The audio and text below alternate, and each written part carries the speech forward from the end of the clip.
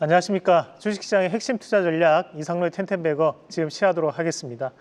자, 오늘 나왔던 뉴스 중에서 여러분들이 좀 눈여겨보시면서 저하고 함께 관련주를 좀 공부를 해볼 필요가 있는 그 주안점을 한번 좀 잡아봤습니다. 주목해봐야 되는 시점이 우리가 이제 세법 개정에 대한 얘기가 다시 한번 또 나오고 있는 상황입니다. 그래서 이재명 정부의 첫 번째 세법에 대한 개정 자체가 부동산이 아니라 바로 이 증시에 쏠릴 가능성이 있다라는 뉴스였고, 거기에 따른 부분에서 이런 배당 소득세에 대한 분리과세에 대한 관련주들이 오늘 시장에서도 움직임이 나오고 있는데, 그 부분을 우리가 좀 더 중점적으로 한번 공부를 해보도록 하겠습니다.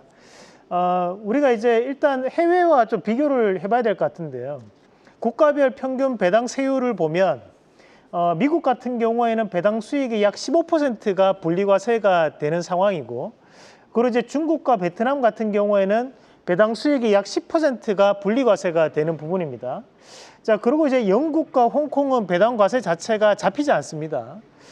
다만 이제 대한민국, 우리나라 같은 경우에는 2천만 원 이하 같은 경우에는 15.4%에 대한 분리과세가 되고, 대신에 2천만 원이 초과되는 부분에 대해서는 종합소득세로 합산이 되면서 최대 49.5%에 대한 세율이 적용받게 됩니다. 여기에 대해서 이제 우리가 법의 형평성 얘기가 많이 나오는 상황들입니다. 왜냐하면 우리가 이제 시대가 어떤 시대인데 배당금이 2천만 원이 넘어가게 되면 우리가 1년 동안에 대한 연봉으로 따졌을 때 2천만 원 이상이라고 해서 우리가 세율 자체가 높게 형성되는 것 자체가 잘못된 거 아니냐, 이런 얘기고 예전부터 많이 나왔었고, 마찬가지로 이제 2024년도에도 이 배당소득세에 대한 분리과세를 계속적으로 검토를 해왔지만 사실 실현되지는 못했던 과정들이었습니다. 우리가 이제 이 배당금에 대한 부분 자체가 2천만 원 이상이 잡히게 되었을 때 거기에 대해서 이제 과세 자체는 최대 49.5%에 잡힌다는 것이 세금적인 측면에서 상당히 부담이 될 수밖에 없는데요. 특히 이제 우리가 이 대주주들 같은 경우에는 대부분 다 이 최고 세율 구간에 있기 때문에 만약에 10억에 대한 배당금이 들어왔을 때 현재 같은 경우에는 현행으로 따졌을 때는 약 5억에 대한 부분을 세금으로 내야 되는 상황이죠.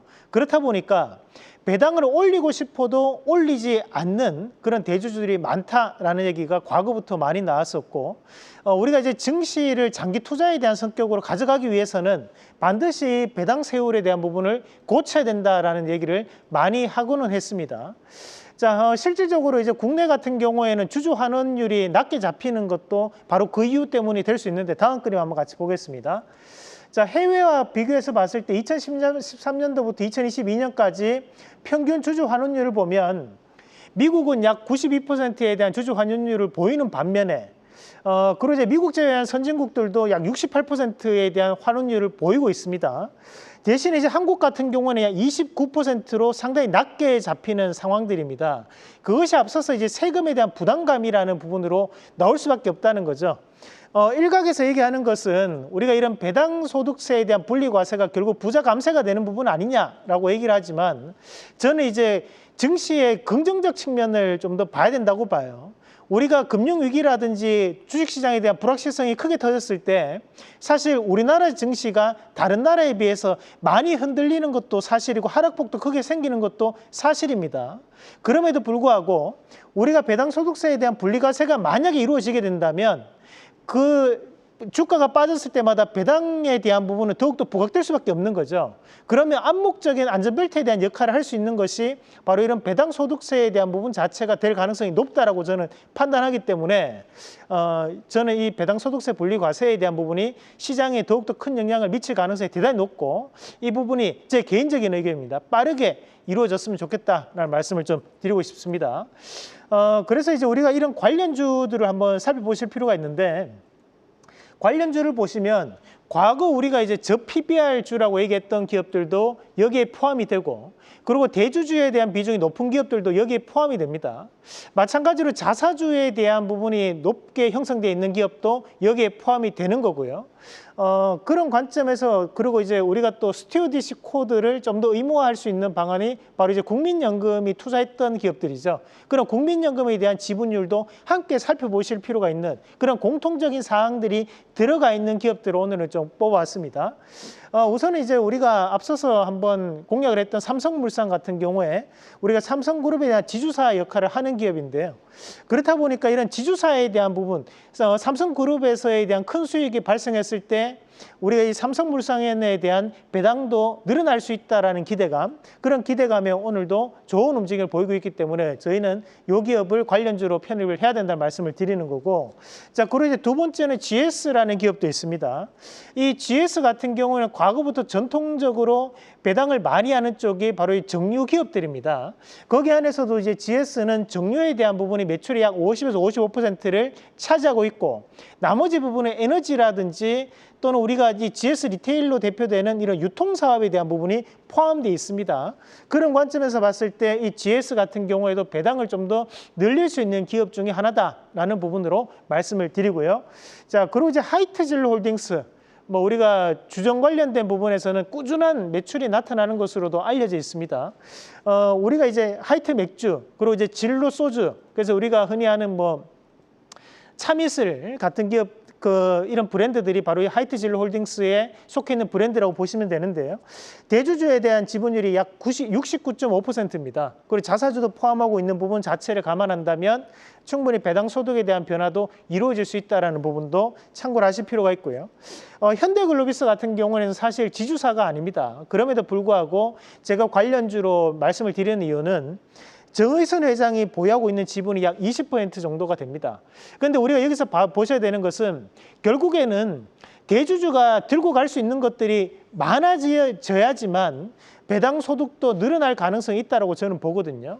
그럼 우리가 도덕적 관점 말고 실질적으로 이익이 날 수 있는 관점에서 봤을 때 이런 대주주에 대한 비중이 높은 기업들이 이런 배당소득세 분리과세에 대해서 상당한 수혜가 될 수 있는 기업들이라고 판단을 하기 때문에 저는 이 현대글로비스도 관련주로 말씀을 드리도록 하겠습니다. 자, 그리고 현대 GF홀딩스 같은 경우에는 우리가 이제 현대백화점 그룹에 속해 있는 지주사입니다. 그렇다 보니까 이 현대 GF홀딩스는 조금 알려지지 않은 부분도 많은데요. 우리가 이 현대 GF홀딩스 같은 경우에도 지주사로서에 대한 연결 실적, 그리고 배당에 대한 부분을 기대해보자라는 말씀까지 함께 드리도록 하겠습니다. 자, 오늘의 토픽을 보기 앞서 가지고 우리가 지난 시간에 했던 기업부터 한번 같이 AS하고 넘어가겠습니다. 자, 6월 25일 날 우리가 우리기술투자가 오늘도 신고가를 다시 한 번 더 써내는 모습을 보이고 있는데 오늘까지 약 36.3% 정도 지금 올라와 있는 상황입니다. 우리가 이제 비트코인에 대한 부분이 부각되면서 주가도 상승하고 있다라고 볼 수도 있는 거고, 다만 제가 판단하고 있는 것은 바로 이 스타트업 기업들이나 또는 이제 벤처 캐피탈 기업들에 대한 현재 투자 지원이 이루어질 가능성이 높다라고 저는 판단하는 바, 정부 정책 과제로서에 대한 우리 기술 투자를 바라봐 주시면 어떨까라는 말씀도 함께 드리고요. 그리고 이제 두 번째 기업으로는 삼성물산입니다. 삼성물산 우리가 6월 2일 날 공략하고 난 다음에 이 무거운 종목이 현재 23%가 올라와 있습니다. 그만큼 이 삼성물산에 대한 재평가는 앞으로도 이어질 가능성이 높다라는 부분으로 저는 지주사 중에서도 이 삼성물산 다시 한번 눈여겨보신 전략으로 말씀을 드리겠습니다. 자, 그럼 오늘의 토픽, 배당 소득세 분리과세 관련된 기업, 오늘은 하이트진로홀딩스 말씀드리겠습니다. 자, 하이트진로홀딩스 같은 경우에는 배당 수익률이 높은 기업으로 알려져 있습니다. 특히 이제 자사주 소각 의무화 법안이 얼마 전에 민주당을 통해서 발의가 되었었는데 이 하이트진로홀딩스 같은 경우에 자사주를 또 보유하고 있는 것으로 알려져 있는 기업입니다. 그리고 현재 하이트 맥주라든지 또는 이제 진로 소주에 대한 매출이 꾸준하게 나타나고 있는 시점이기 때문에 장수 브랜드로서에 대한 캐시카우를 우리는 좀 더 눈여겨보실 필요가 있다고 보고, 크게 소득에 대한 변화가 없는 기업이기 때문에 안정적 수익권에서 배당도 좀 더 높아질 수 있는 그런 움직임이 나오지 않을까라는 말씀도 함께 드리면서 1차적인 목표가는 12,900원, 손절가는 1,650원 제시해 드리겠습니다. 계속해서 다양한 경제 이슈를 알고 싶다면 구독과 좋아요, 알림 설정 부탁드립니다. AI 캐스터 권미정이었습니다.